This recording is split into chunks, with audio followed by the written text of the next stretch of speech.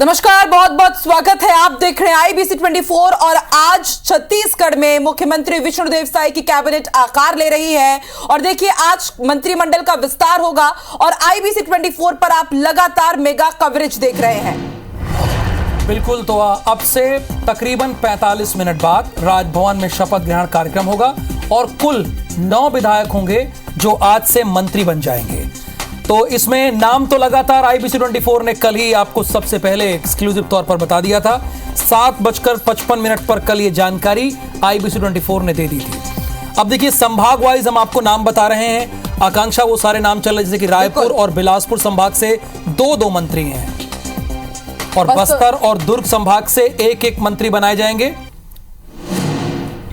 तो संभागवार भी हम एनालिसिस कर रहे हैं और इसके साथ ही किस तरह से वर्गों को बांटा गया है, कैटेगरी वाइज भी हम आपको बता रहे हैं। और टीम विष्णु के ये 9 रत्न है, नवरत्न की तरह भी ये काम करेंगे और कोशिश यही कि छत्तीसगढ़ को लगातार विकास के पथ पर आगे बढ़ाया जाए। तो ये 9 तस्वीरें, पहली तस्वीर ब्रजमोहन अग्रवाल, दयालदास बघेल, लखनलाल देवांगन आपको नजर आ रहे हैं। ओपी चौधरी जिनको वादा करके गए थे केंद्र गृह मंत्री के हम आपको बड़ा आदमी बनाएंगे, और टंकराम वर्मा है, लक्ष्मी राजवाड़े हैं, एकमात्र महिला जिन्हें कैबिनेट में जगह दी गई है। और इसके साथ ही केदार कश्यप, रामविचार नेताम और एक और नाम जो आपकी स्क्रीन पर नजर आ रहा है श्याम बिहारी जायसवाल। तो ये तमाम कद्दावर नेता हैं जो अब से थोड़ी ही देर में मंत्रिमंडल पद की शपथ लेंगे।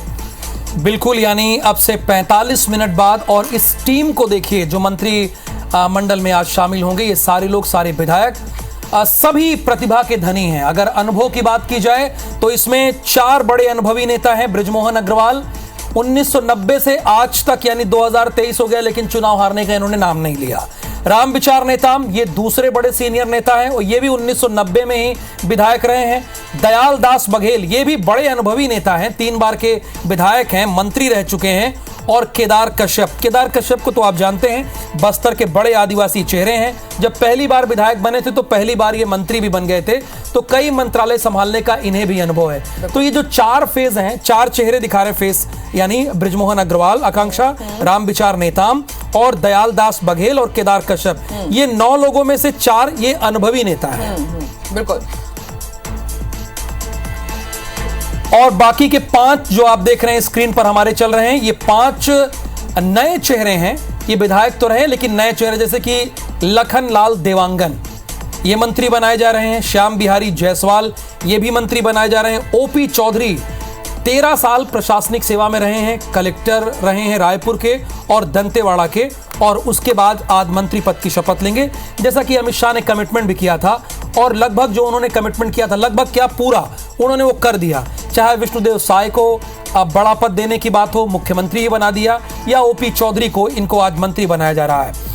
लेकिन एक बहुत ही चौंकाने वाला नाम है जो सभी जानना चाहते हैं उसके बारे में। 2 बल्कि आकांक्षा, एक लक्ष्मी राजवाड़े, ये महज 31 साल की हैं और जिला पंचायत सदस्य रही हैं, इस बार विधायक हैं। और एक कद्दावर नेता पारसनाथ राजवाड़े को हराकर, जो 2 बार के विधायक रहे, उनको हराकर ये मंत्री बनने जा रही है, महज 31 साल की। हालांकि लोग अटकलें लगा रहे हैं कि इन्हें महिला और बाल विकास विभाग दिया जाएगा, लेकिन अभी पोर्टफोलियो बटा नहीं, उसमें टाइम है फिलहाल। और जो एक 9वां नाम है, यानी आखिरी जो नाम है, ये देखिए सारे संभाग वाइज चल रहे हैं। जैसे कि दुर्ग संभाग से थोड़ा आकांक्षा, पिछली बार के अकॉर्डिंग दुर्ग संभाग इस बार कम रहा है। पिछली बार वहां मुख्यमंत्री भी, गृह मंत्री भी सबसे बड़ा मंत्रालय होता है, लेकिन इस बार एक ही है। रायपुर संभाग से 2 और सरगुजा संभाग जहां पर इस बार सुपड़ा साफ किया बीजेपी ने, वहां से रामविचार नेताम जिनका नाम सीएम पद की रेस में भी आगे चल रहा था। और बस्तर संभाग से कोटा पूरा कर लिया गया है।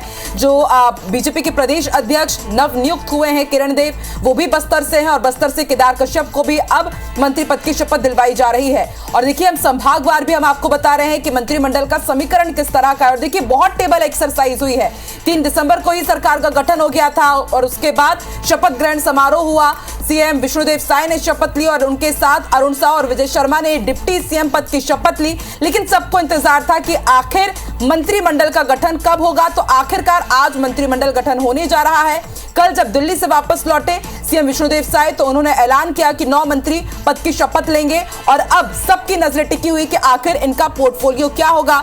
शपथ ग्रहण के बाद मंत्रियों के विभाग बांटे जाएंगे, किसे कौन सा विभाग मिलता है, किसे कौन सा पद मिलता है, अब सबकी नजरें इस पर टिकी रहेंगी। राहुल, बिल्कुल, देखिए भारतीय जनता पार्टी की एक रवायत है, परंपरा है, वो बहुत जल्दबाजी में कोई काम नहीं करते, बिल्कुल बहुत सोच विचार कर काम करते हैं। अब पोर्टफोलियो भी बढ़ जाएगा, ऐसा कोई नहीं है, लेकिन अभी मंत्रियों के नाम सामने आ गए हैं, जो आज 9 मंत्री हैं।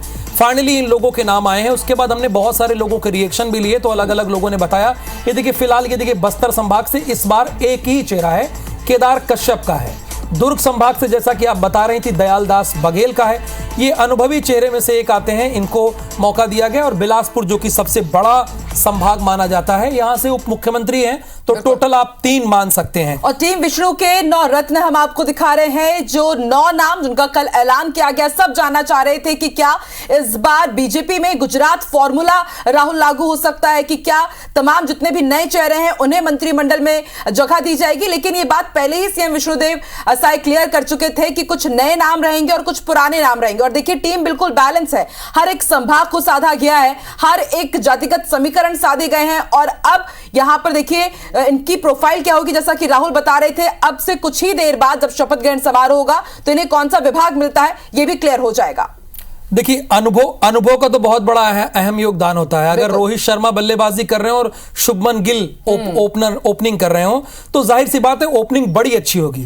अगर कई बार 2 युवा आ जाते हैं तो थोड़ा गड़बड़ के चांसेस होते हैं, तो इसीलिए सामंजस्य बिठाने की कोशिश की गई है। 4 अनुभवी नेता और 5 नए चेहरों को मौका दिया गया है, जो कुछ कर गुजरने की क्षमता रखते हैं, प्रदेश को बेहतर बनाने में अहम योगदान देना चाहते हैं, उनको मौका दिया गया है। ठीक है, और अब सीधे रुख कर लेते हैं। संवाददाता अभिषेक सोनी हमारे साथ जुड़ चुके हैं। अभिषेक, बताइए क्या अपडेट है आपके पास? अब से थोड़ी देर में मंत्रिमंडल का विस्तार होने वाला है, मंत्री पद की शपथ लेंगे तमाम विधायक।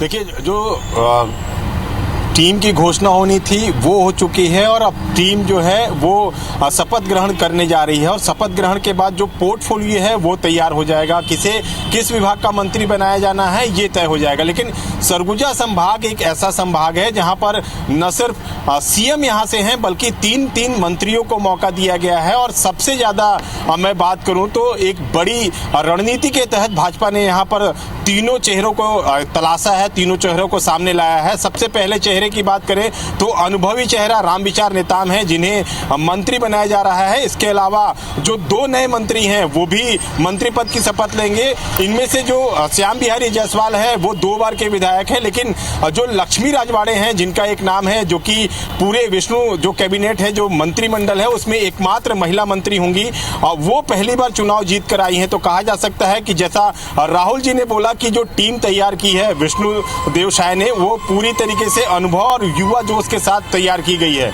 सरगुजा संभाग इसलिए भी बेहद महत्वपूर्ण है क्योंकि 14 की 14 सीटें जो हैं वो भाजपा के खाते में गई थी। ऐसे में ये माना जा रहा था कि एक बेहतर रणनीति के तहत भाजपा यहाँ पर काम करेगी। और जो विकास सरगुजा, क्योंकि सरगुजा संभाग आदिवासी अंचल इलाका है, यहाँ विकास के तमाम वो संभावनाएं हैं। बिल्कुल अभिषेक, हमें बता रहे हैं राहुल कि किस तरह से जो सरगुजा संभाग है उसे बड़ी जिम्मेदारी दी गई है। 3 यहां से अब हमें मंत्री मिल रहे हैं। बहुत बहुत धन्यवाद अभिषेक। और जब मंत्री पद की शपथ लेने के बाद तमाम ये लोग अपने गृह जिले पहुंचेंगे तब आपसे अपडेट भी लेते रहेंगे। और अब आपको बताते हैं कि बस्तर संभाग को किस तरह से मंत्रिमंडल विस्तार के साथ बड़ी जिम्मेदारी मिली है।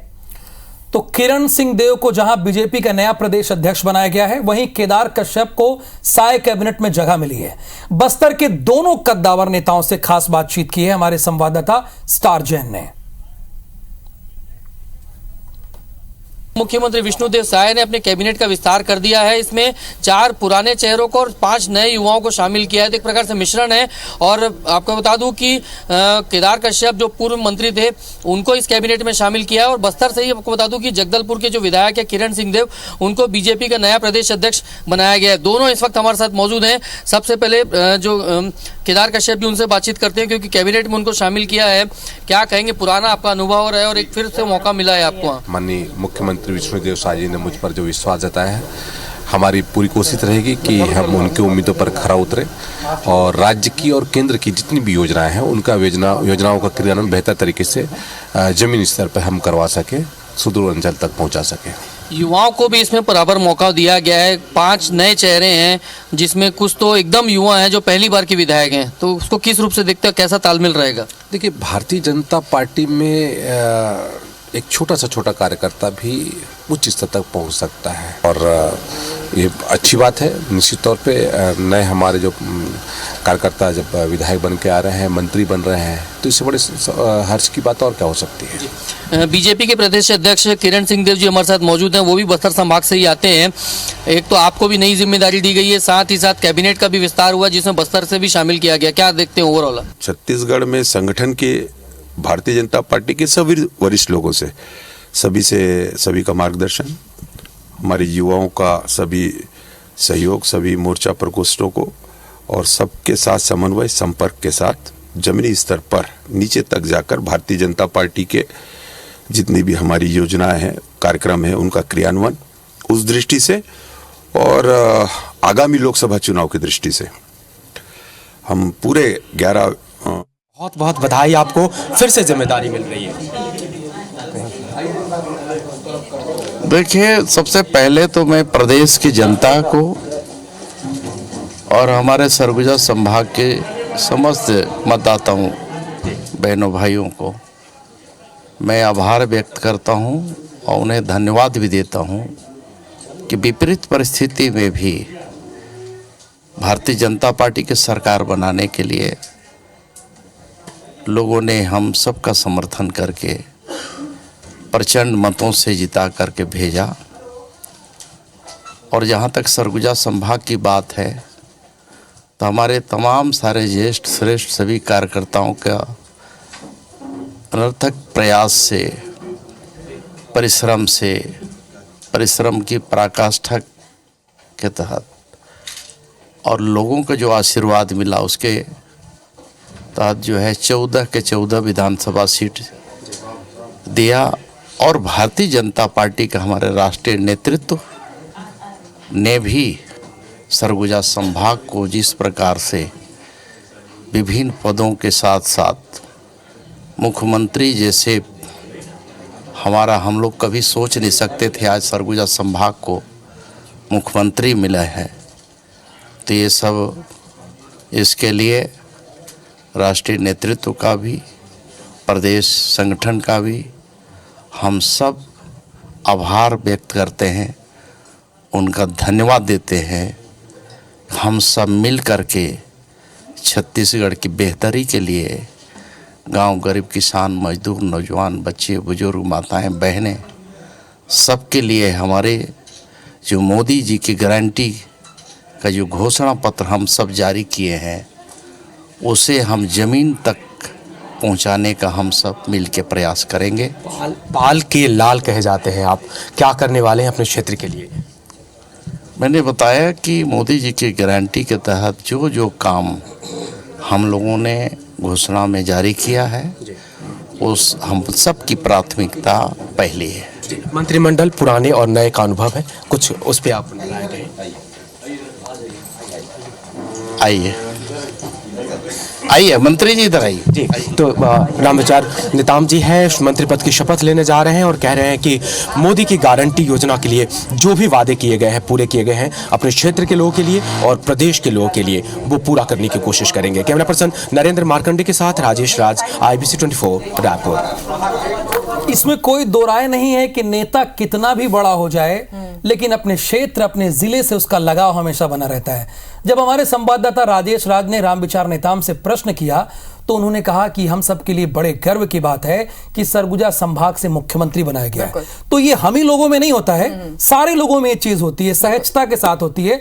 तो अब राजभवन में क्या क्या तैयारी हो रहा है, क्या क्या तैयारी हो रही है, वहां पे कौन कौन अब तक पहुंचा, अभी आप राजेश राज बात कर रहे थे तो आपने देखा आकांक्षा लक्ष्मी राजवाड़े को उन्होंने बुलाया भी कि मंत्री जी आइए, हालांकि उस वक्त राजेश आगे बढ़ गए।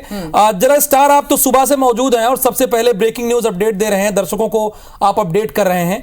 अभी वहां पर क्या हो रहा है, कौन कौन पहुंचना शुरू हो गया है, क्या सभी जो विधायक हैं, मंत्री पद की शपथ लेने हैं, वो सारे पहुंच गए हैं राजभवन?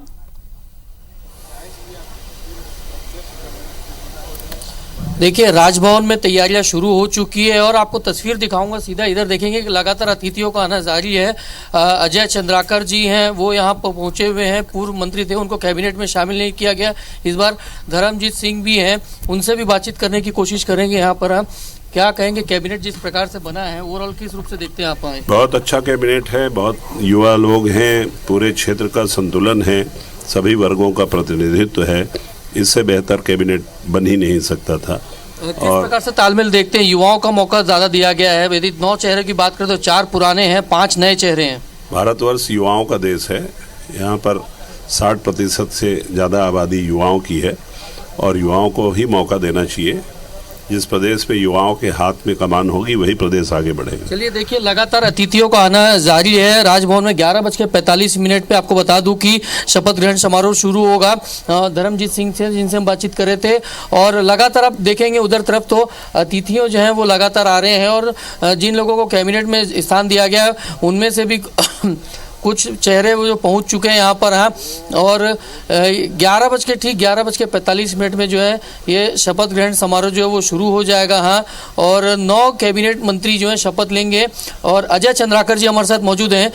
क्या कहेंगे, नया कैबिनेट जिस प्रकार से पुराने अनुभव और युवाओं को मौका दिया गया साथ में? हाँ, बहुत अच्छा कैबिनेट है, पार्टी का निर्णय है और बहुत अच्छा काम करेंगे। उनको शुभकामनाएं हमारे ओर से, सबकी ओर से।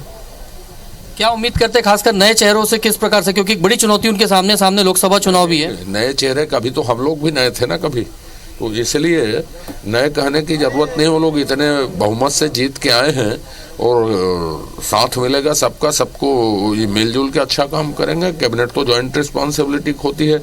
नए पुराने हैं तो पुराने के अनुभव और नए के जोश के साथ मिलके एक बढ़िया काम होगा।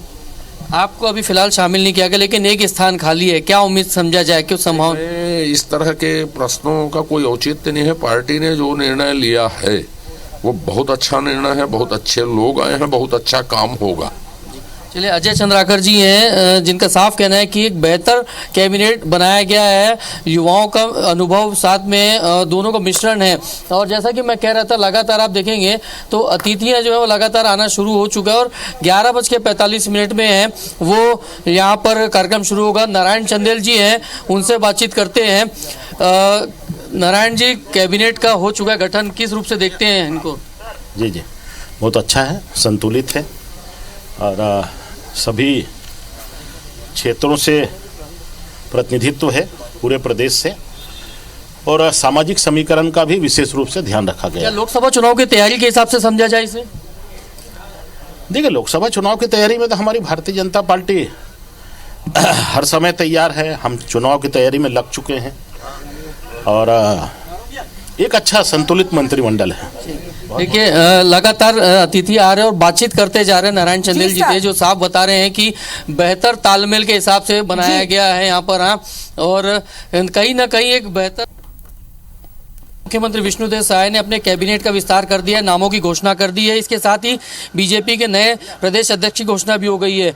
प्रभारी हमारे साथ मौजूद हैं, नितिन नवीन जी, उनसे बातचीत करते हैं। किस रूप से देखते हैं जो कैबिनेट में नाम शामिल किए गए हैं और नए दायित्व प्रदेश अध्यक्ष के तौर पर सौंपा गया है? देखिए, पुराने अनुभव और नए जोश को दोनों का मिश्रण भारतीय जनता पार्टी ने किया है, और हमारे शीर्ष नेतृत्व ने भविष्य के छत्तीसगढ़ के निर्माण के लिए जो टीम चाहिए विष्णुदेव साय जी की, वो टीम का निर्माण किया है, और साथ ही साथ नए संगठन के अध्यक्ष भी बने हैं ताकि संगठन को भी मजबूती प्रदान कर सके। पुराने बहुत सारे चेहरे थे जिनको नहीं शामिल किया गया, बट बहुत कठिन काम था ये, क्योंकि जीत सबके आए तो और सबको उम्मीदें थी, तो किस तरीके से मैनेज किए इसको? मैं तो यही कहूँगा कि अनुभव और जोश का मिश्रण है। हमारे पुराने अनुभवी भी लोग भी हैं और नई टीम को, ताकि भविष्य का अगर सृजन करना है तो नए लोगों को भी निश्चित रूप से मौका देना पड़ता है। नितिन नवीन जी हैं, छत्तीसगढ़ बीजेपी के प्रदेश प्रभारी हैं, उनसे बातचीत करें तो साफ उनका कहना है कि पुराने अनुभव के साथ साथ नए युवाओं को मौका दिया गया है, क्योंकि आने वाले समय के लिए टीम तैयार करनी है और बिना युवाओं को शामिल किए भविष्य के लिए टीम तैयार नहीं की जा सकती, और इसीलिए कैबिनेट में पुराने चेहरों के साथ साथ नए चेहरों को शामिल किया गया है। कैमरामैन किशोर के साथ स्टार जैन, IBC 24 रायपुर। तो सह प्रभारी नितिन नबीन को आपने एक्सक्लूसिवली IBC 24 पर सुना और उन्होंने भी वही कहा कि पुराना अनुभव और जोश इस मंत्रिमंडल में आपको देखने को मिलेगा। और लक्ष्मी राजवाड़े वो भी अब से थोड़ी देर में मंत्री पद की शपथ लेने वाली हैं। वो रायपुर के राम मंदिर पहुंची और इसके साथ आपको बता दें भटगांव से वो चुनाव जीत कर आई हैं। भगवान राम का उन्होंने आशीर्वाद लिया है। उनसे खास बातचीत की IBC 24 संवाददाता ने, सुनवाते हैं आपको। आप राम मंदिर पहुंची है, ये देखिए VIP रोड स्थित राम मंदिर पहुंची है, सुरक्षा गार्ड के साथ में दर्शन की है और उसके बाद अब शपथ लेंगी। शपथ से पहले रामलला का दर्शन, लक्ष्मी राजवाड़े जी क्या कहेंगे? जी आज शपथ है और शपथ से पहले हम मेरे साथ साथ पूरे भटगांव विधानसभा के कार्यकर्तागण आए हुए हैं और भी अन्य क्षेत्र से आए हुए हैं। तो राम मंदिर जी का दर्शन, राम मंदिर में दर्शन करने आए हैं राम जी का। और 22 जनवरी को जो अयोध्या में राम मंदिर का उद्घाटन होने जा रहा है, तो निश्चित ही हमारी सरकार ने हमेशा एक नहीं वादा तो किया है, साथ में आस्था को बहुत आगे पहुंचाने का भी काम किया है। एक आस्था रहता है तो राम मंदिर के दर्शन के साथ साथ आज मुझे अवसर प्राप्त हो रहा है कि शपथ से पहले मैं राम मंदिर का दर्शन करने आई हूँ। अच्छा, मंत्री बन जाएंगी और वहाँ रामलला जी विराजमान होंगे, जाएंगी दर्शन करने, क्षेत्र के लोगों को भी लेकर के जाएंगी? जी बिल्कुल ही हमारे घोषणा पत्र में ही है कि राम लला का दर्शन कराएंगे, तो निश्चित ही कार्यकर्तागण सब दर्शन करने जाएंगे। क्या मांगी है आपने राम जी से? देखिए वो तो मन में ही रहता है कि क्या मांगे हैं। कार्यकर्ता इतने आगे पहुंचा दिए हैं कि अब क्षेत्र का विकास कैसे हो उस पर मेन फोकस रहेगा और ज़्यादा से ज़्यादा शक्ति मिले कि क्षेत्र का विकास हो सके। लोगों को अच्छे से हम कहना चाहिए, उनको एक उत्साह के साथ बातचीत करें, जो भी है अपने अंदर है। जी शक्ति मांगी है, शक्ति दीजिए भगवान।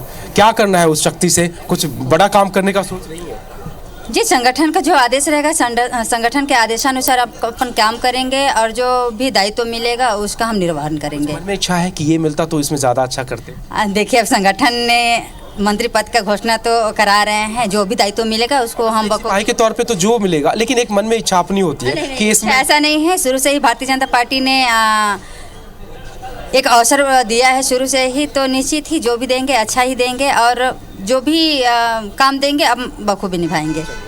लक्ष्मी राजवाड़े जी है, मंदिर पहुंची है, भगवान राम का दर्शन की, शक्ति मांगी है कि क्षेत्र के विकास के लिए शक्ति दे भगवान और उस क्षेत्र के लोगों का विकास करना चाहती हैं। कैमरा पर्सन नरेंद्र मार्कंडे के साथ राजेश राज, IBC 24 रायपुर।